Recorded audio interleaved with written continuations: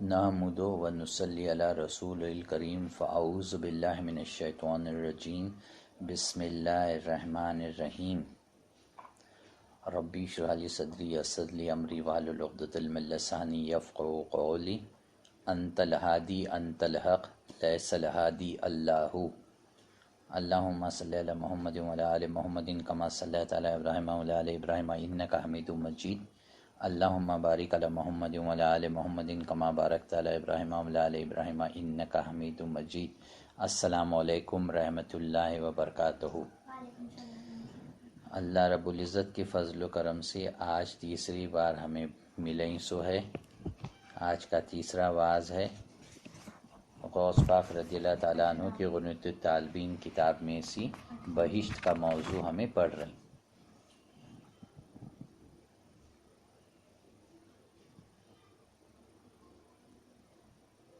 کل 2 آیتاں سورہ رحمان کے ہمیں پڑھے تھے، اس کی آخری آیت کو ختم کرے تھے، بھی ایک بار میں پڑھ لیتا ہوں۔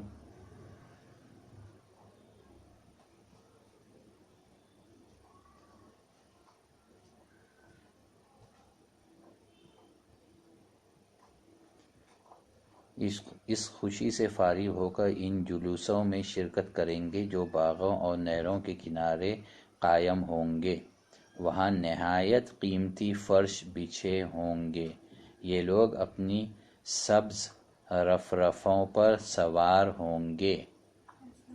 سبز یعنی ہرے۔ اب رفرف کیا ہے اس کی تعریف نیچے انشاءاللہ آج پڑھیں گے، کل پڑھا تھا بھی انشاءاللہ۔ اس سبز رفرفوں پر سوار ہوں گے، ان رفرفوں پر تکیے لگے ہوں گے۔ اللہ تعالیٰ فرماتا ہے متکئین علی رفرف خضر و عبقری حسان، سبز رفرفوں اور ریشمی خوبصورت بستروں پر تکیے لگانے والے ہوں گے۔ جو شخص چیز کو اللہ تعالیٰ نے خوبصورت بتایا ہے، جو چیز کو اللہ تعالیٰ نے خوبصورت بتایا ہے اس کی خوبصورتی کا کیا ٹھکانہ ہے۔ رفرف ایسی شے ہے کہ آدمی اس پر بیٹھے تو وہ لچکتی ہے اور نیچے اور اوپر حرکت کرتی ہے۔ بہشتی لوگ اپنی بیویوں کے ہمراہ اس پر بیٹھ کر جھولا جھولیں گے۔ ٹھیک ہے، ماشاءاللہ، لطف اٹھائیں گے۔ جب رفرف پر سوار ہوں گے تو حضرت اسرافیل بھی گانے لگیں گے۔ حضرت اسرافیل علیہ السلام سور پھونکنے والے فرشتے، 4 بڑے فرشتوں میں بڑے فرشتے اسرافیل علیہ السلام۔ ٹھیک ہے، جب رفرفوں پر سوار ہوں گے بہشتی تو حضرت اسرافیل بھی گانے لگیں گے۔ اب سنو تفصیل۔ حدیث میں آیا ہے کہ اللہ تعالیٰ نے حضرت اسرافیل سے زیادہ خوشگواں کسی کو پیدا نہیں کیا، سب سے بہترین گانے والے۔ سور پھونکنا بھی آواز والا معاملہ ہے اور گانا بھی آواز ہے۔ ان کے سور پھونکنے سے اللہ پوری کائنات کو تباہ کر دینے والا نیست و نابود، اور دوبارہ بھی ایک بار سور پھونکنے سے پورے وہاں سے بھی سب جنے قبرہ میں سے نکلیں گے۔ یہ اللہ ان کے سور پھونکنے کا کمال کرے سو ہے، تو ان کی آواز جو ہے اس سے زیادہ خوشگواں کسی کو پیدا نہیں کیا، خوشگلو۔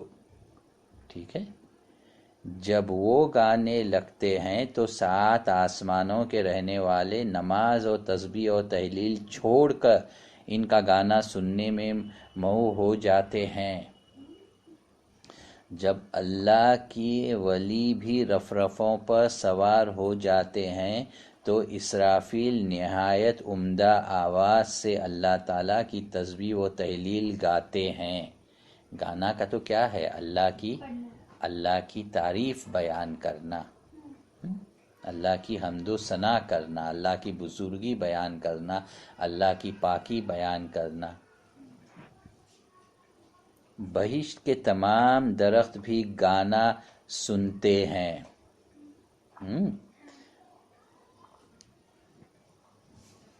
ایسا کوئی دروازہ یا پردہ خالی نہیں رہتا جو آپ کے گانے سے وجد میں نہ آ جائے۔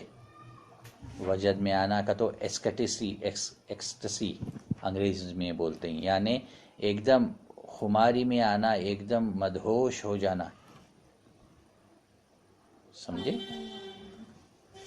ہر حلقہ اور دروازے سے رنگا رنگ آوازیں سنائی دیں گی، تو انہیں بھی مدہوشوں کو ان سے بھی آوازیں ٹکرا کو یا انہیں بھی گائیں گے، جیسا بھی اللہ بہتر جانتے۔ اور اس بہشت میں سونے اور چاندی کے جتنے بھی باغ ہوں گے، ان میں سے بھی کوئی ایسا نہ ہوگا جس سے سرور کا نغمہ نہ نکلے۔ سرور کا نغمہ، سرور ایک دم مدہوش کرنے والا، ایک دم مزے والا سرور، ایسا کوئی باغ نہیں رہے گا جس میں سرور کا نغمہ نہ نکلے۔ بہشت کے جنگلوں سے بانسری کی گوناگو آوازیں نکلیں گی، گنگناتی ہوئی بانسری کی، فلوٹ، بانسری بولو، ٹھیک ہے۔ بہشت کے جنگلوں سے آواز ایسی جنگلوں میں سی ہو کو نکلیں گی، درختوں کو رگڑتے ہوئے، پتوں کی سرسراہٹ اور سب ہوتے ہوئے بانسری کی آواز بن کو ایسے بہشت کے جنگلوں سے بانسری کی گناگو آوازیں نکلیں گی۔ حوروں کے دل فریب نغمے الگ سنائی دیں گے۔ حورا بھی ایک دم دل کو لبھانے والے، ایک دم مچلانے والے اور خوبصورت آواز میں بہترین نغمے گاتے رہیں گے، وہ الگ سنے آئیں گے۔ اسرافیل علیہ السلام گائیں گے، جنت کے پیڑا سی آوازاں آئیں گے، بانسری کی آوازاں آئیں گی، اور ہر دروازہ اور ہر پردے سی آواز آئیں گی، اور مدہوش ہونے والے آواز آئیں گے، اور حورا الگ نغمے گائیں گے۔ پرندے راگ گا کر لطف اور بڑھائیں گے۔ ارے وہاں کے پرندے تو حساب الگ ہے، وہ اس کی تفصیل انگے اور آئیں گی پرندوں کی وہاں کے، ٹھیک ہے۔ پرندے راگ گا کر لطف اور بڑھائیں گے۔ اس وقت اللہ تعالیٰ بھی فرشتوں کو وحی کے ذریعے حکم دے گا کہ میرے بندوں سے کہہ دو، تم نے دنیا میں شیطان کے راگ سے اپنے کانوں کو بند رکھا، یہ گانا اسی کے عوض میں ہے۔ ہاں، شیطان جو راگ گاتے، جو وسوسے پیدا کرتے، اس کی آوازاں، اس کے وسوسوں سے ہمیں بچے، اور اللہ بولتے اس حساب سے زندگی بسر کرے، دن اور رات کا ہر لمحہ اس حساب سے بسر کرنے کی کوشش میں پوری زندگی گزارے۔ میری راہ میں اپنی جانوں کو کھپا دو، کہتے اللہ قرآن شریف میں، کھپا دو، ٹھیک ہے۔ اس کا مطلب صرف یہ نہیں کہ شہید ہو جاؤ، ہر لمحہ شہید ہو جاؤ، ہر لمحہ شہید کیسا؟ جہاد کبریٰ کیسا؟ بڑا جہاد کیسا؟ شیطان مردود سے لڑنا، ٹھیک ہے۔ اس وقت اللہ تعالیٰ بھی فرشتوں کو وحی کے ذریعے حکم دے گا کہ میرے بندوں سے کہہ دو، تم نے دنیا میں شیطان مردود کے راگ سے اپنے کانوں کو بند رکھا، یہ گانا اسی کے عوض میں ہے۔ اس کے بعد ذرا پڑھتا ہوں، لیکن کانوں کو شیطان مردود کے وسوسوں سے اور شیطان مردود کے راگ سے دنیا میں بچائے تو یہ جنت میں انشاءاللہ نصیب ہوتے. ٹھیک ہے. فجر کی نماز جنہیں قضا کرتیں اور بچھانے میں سوتے رہتیں، اس کے تعلق سی حدیث ہے. جب فجر کا وقت ہوتے اور انسان کی ذرا اکھی کھلتی ہے اور اندازہ آتے کہ ہاں فجر کے نماز کا وقت ہے، تو اس وقت تک ہر انسان کو اندر سے یہ خواہش آواز آتی ہے، اندر سے خیال آتے، خواہش پیدا ہوتی ہے کہ ارے بابا اتنی اچھی مٹی نیند ہے، اور تھوڑی دیر سوتوں میں، اور تھوڑی دیر سوتوں میں. نماز پڑھنے والے کو، نماز نہیں پڑھنے والے کو ٹھیک ہے بعد میں قضا کر لوں گا، بعد میں قضا کر لوں گا. تو یہ شیطان مردود دل کے قریب پھونک کو وسوسہ ڈالتے، انہیں یہ خیال پیدا کرتے اور یہ لالچ دیتے اور یہ یاد دلاتے کہ دیکھ بابا کتنی اچھی خوب پیاری نیند ہے، یہ کتنی مٹی نیند ہے. فجر کے وقت کی نیند کی گہرائی اور میٹھاس کی بات الگ رہتی ہے، بہت پیاری لگتی ہے. اسے توڑ کو اٹھ کو نماز پڑھے تو اللہ بولتے یہ 2 رکعت تمہارے دن بھر کے واسطے کافی ہیں. اس کا مطلب ظہر اثر نہ کو پڑھوں یہ نہیں ہے، فرض ہیں پڑھو. ٹھیک ہے. تو انہیں ایسے وسوسے ڈالتے کہ انسان کو وہ نیند پیاری مٹی لگتی ہے اور اٹھنا بھاری جاتے. اور اگر اس کی وسوسوں کا انسان اگر شکار ہوا اور سویا کہ میں بعد میں اٹھوں گا یا نہیں اٹھوں گا فیصلہ کر کو سویا، تو انہیں اس کے کان میں پیشاب کرتے.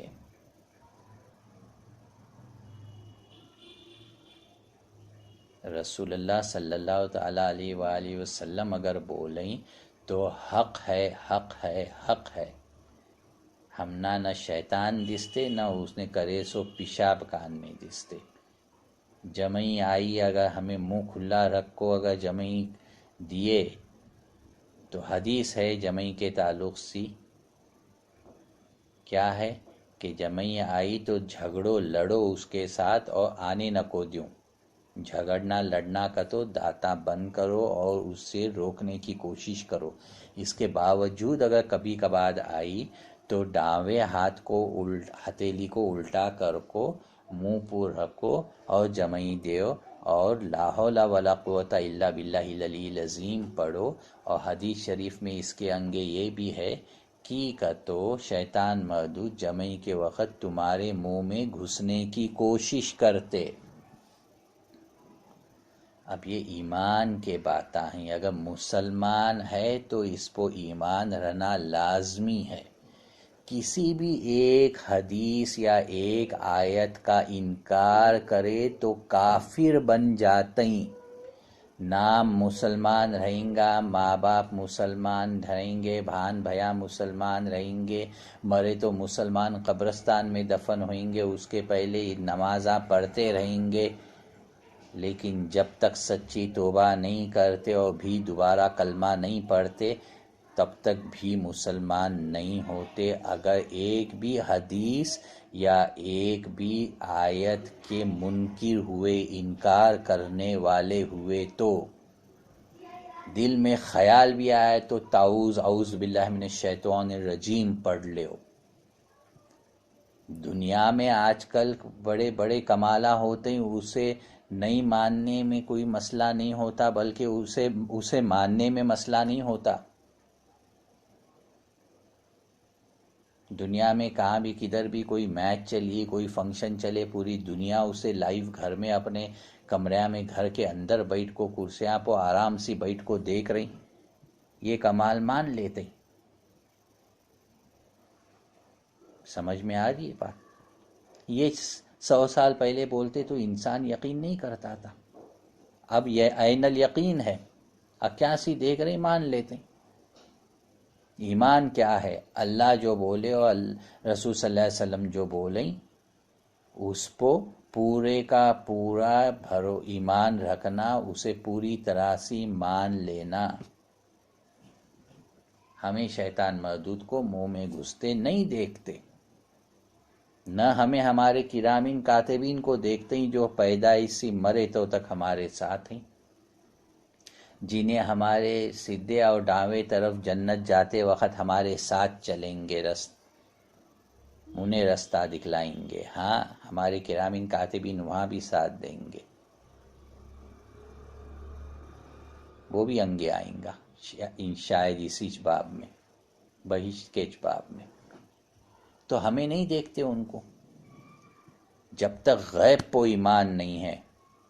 ارے ہمارے واسطے تو رسول اللہ صلی اللہ علیہ وسلم بھی غیب ہیں، صحابی کرام کے واسطے انہیں غیب نہ تھے، ہمارے تک ان کے خبراں پہنچے، ہمیں اس کو ایمان لے آئے، ہمارے تک قرآن شریف انہیں جو بولے پہنچا، ہمیں اس کو ایمان لے آئے، تو ہمیں مسلمان کہلاتے ہیں۔ صرف فارم میں لکھ دیے ریلیجن اسلام تو مسلمان انسان نہیں ہوتا، داڑھی رکھا، ٹوپی پہنا، برقع پہنی عورت تو مسلمان نہیں ہوتی۔ ایمان کیا ہے یہ سمجھو۔ جب میں حدیث پڑھ رہا ہوں یا حدیث کے تعلق سے بول رہا ہوں یا کوئی آیت کا ترجمہ سنا رہا ہوں، اس کے تعلق سے دل میں شک و شبہ رتی برابر بھی نہ رہنا، اسے مسلمان بولتے ہیں۔ اس کو عمل کرے نہیں کرے وہ الگ قصہ ہے۔ بات سمجھ رہے؟ تو میں کون سی مثال دے رہا تھا؟ فجر کی نماز اگر قضا کرا انسان اور اس کے وسوسے کا شکار ہوا تو انہیں تمہارے کان میں پیشاب کرتے، تمنا اذان میں جو زائد ایکسٹرا کلمہ ہے فجر کی نماز کے اذان میں، الصلاۃ خیر من النوم، وہ بھی کان پو پڑا تو تمنا کچھ سنے نہیں آتا، اندر اس کا پیشاب بیس ہوئے۔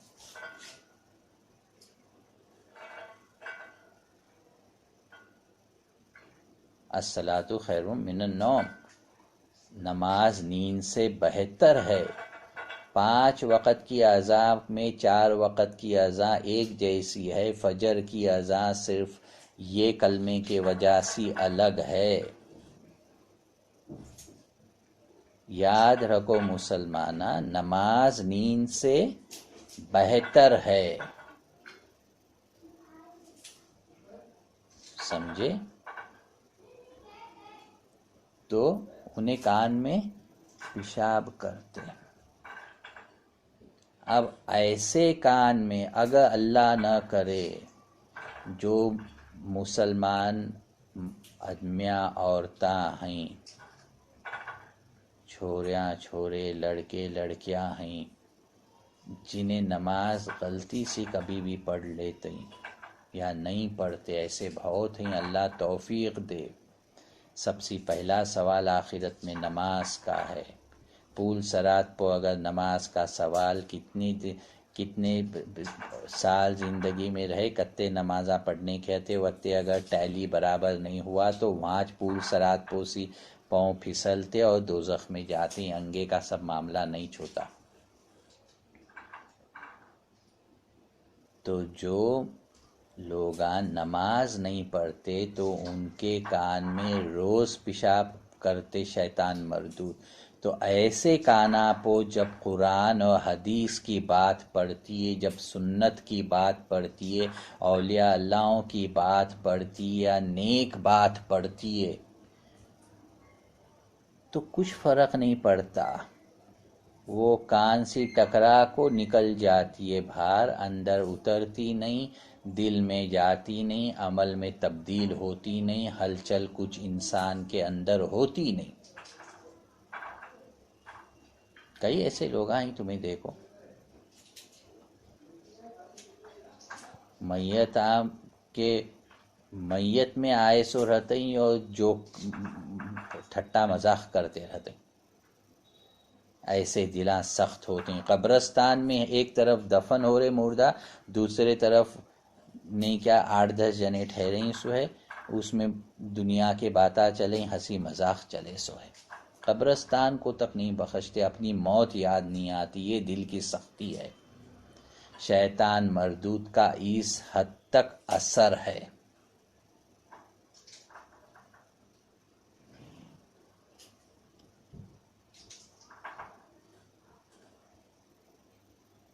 تو اس وقت اللہ تعالیٰ بھی فرشتوں کو وحی کے ذریعے حکم دے گا کہ میرے بندوں سے کہہ دو، تم نے دنیا میں شیطان کے راگ سے اپنے کانوں کو بند رکھا، یہ گانا اسی کی عوض میں ہے۔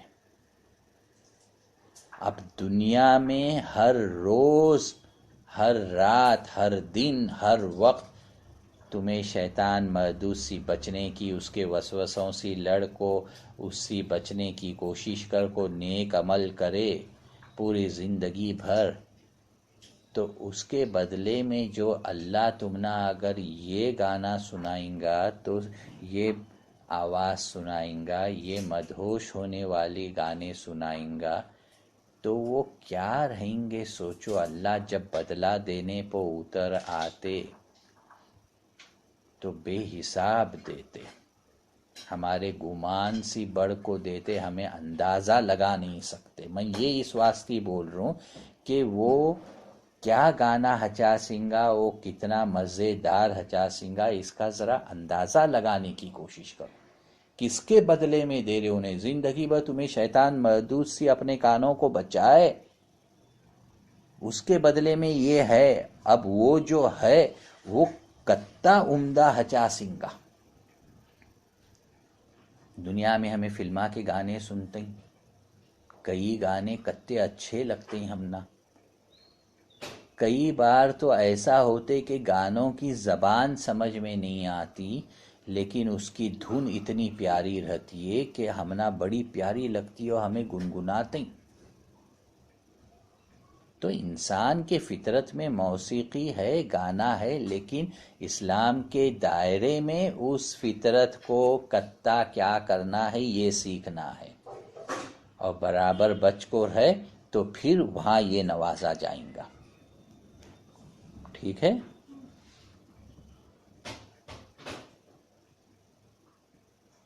اس کے بعد فرشتے خوش اخلاقی اور روحانی آواز سے حکم الہی کے مطابق جواب دیں گے، اور ان کے ساری آوازیں ایک ہی آواز میں مل کر بڑی آواز بن جائے گی۔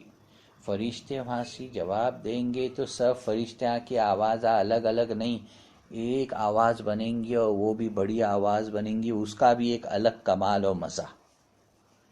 سب کچھ ادھر پیارا، سب مزہ اٹھانے والا معاملہ، سب لذت والی بات، کانا کو لذت، زبان کو حلاوت، لذت، ایک ایک میوے وہاں کے سب۔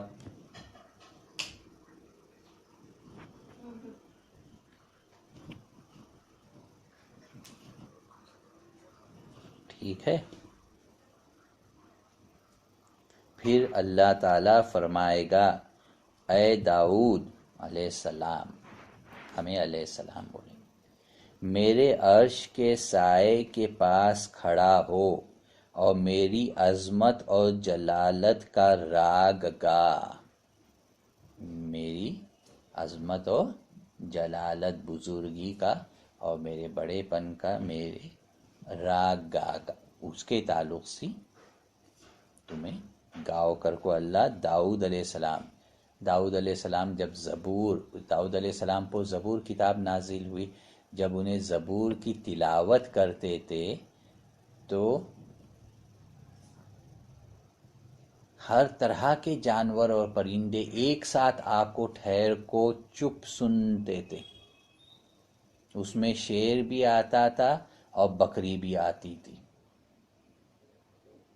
مثال کی طور پر بھیڑیا بھی رہتا تھا، گیا بھی رہتے تھے، ہر پرندہ رہتا تھا، ہر جانور رہتا تھا، خونخوار جانور، پالتو جانور، خونخوار پرندہ، پالتو پرندہ، سب گدھا بھی، سب کچھ، کون کسی کو تکلیف نہیں، سب جنے آتے تھے اتے بہترین عمدہ آواز میں زبور کی انہیں تلاوت کرنے کے، تو سب درندے پرندے، سب چرندے، سب جنے آکو ایک ساتھ آکو ٹھہر کو سنتے تھے۔ وہ داؤد علیہ السلام جن کی ویسی آواز ہے، ان کو اللہ تعالیٰ کیا بولیں گا؟ اے داؤد میرے عرش کے سائے کے پاس کھڑا ہو اور میری عظمت اور جلالت کا راگ گا۔ حضرت داؤد علیہ السلام عرش کے پائے کے پاس حاضر ہوں گے، بڑی عمدہ آواز سے حمد گائیں گے، بڑی عمدہ آواز سے حمد گائیں گے۔ آواز ایسی ہوگی کہ باقی تمام آوازیں اس کے سامنے پھیکی پڑ جائیں گے۔ اب تمام آوازوں میں کون کون سے آوازاں ہیں؟ اسرافیل علیہ السلام کی آواز ہے، وہاں سے وہ ہر دروازہ اور پردوں سے جو آواز آ رہی ہے، اور بہشت کے جنگلوں سے جو باسرو کی آواز آ رہی ہے، اور ہورا نغمے گا رہی سو آوازاں ہیں، اور پرندے جو گا رہی سو وہ آوازاں ہیں۔ یہ سب آوازیں پھیکے پڑ جائیں گے۔ اس آواز کے باعث راگ کی لذت دوبالا ہو جائے گی، دگنی ہو جائیں گی۔ اللہ تعالیٰ فرماتے ہیں وہ باغ بناؤ سنگار کر دیے جائیں گے، جو باغاں ہیں ان کو اور بناؤ سنگار، ان کو اور سجایا جائیں گا جنتیوں کے واسطے۔ ٹھیک ہے، عشاء کا وقت ہوئے سوئے، انشاءاللہ اللہ توفیق دے کل بھی بیٹھیں گے۔ صدق اللہ العظیم، صدق رسول کریم، آمنت باللہ ورسولہ والحمد للہ رب العالمین، انت الہادی انت الحق لیس الہادی اللہ، اللہم صلی علی محمد وعلی آل محمد کما صلیت علی ابراہیم وعلی آل ابراہیم انک حمید مجید، اللہم بارک علی محمد وعلی آل محمد کما بارکت علی ابراہیم وعلی آل ابراہیم انک حمید مجید۔ ربنا تقبل انك انت السميع العليم وتب علينا انك انت التواب الرحيم، وصلى الله تعالى على خير خلق محمد وعلى اله وصحبه وازواجه وذرياته واهل بيته ولتاتك وباب انبيائه والصديق والشهداء والمؤمنين والمؤمنات والمسلمين والمسلمات احياء منهم والاموات اجمعين برحمتك يا ارحم الراحمين۔ سبحان ربك رب العزة عما يصفون وسلام على المرسلين والحمد لله رب العالمين، آمين رب العالمين برحمتك يا ارحم الراحمين۔ حق لا الہ الا اللہ محمد رسول اللہ صلی اللہ علیہ وسلم۔ السلام علیکم ورحمۃ اللہ وبرکاتہ۔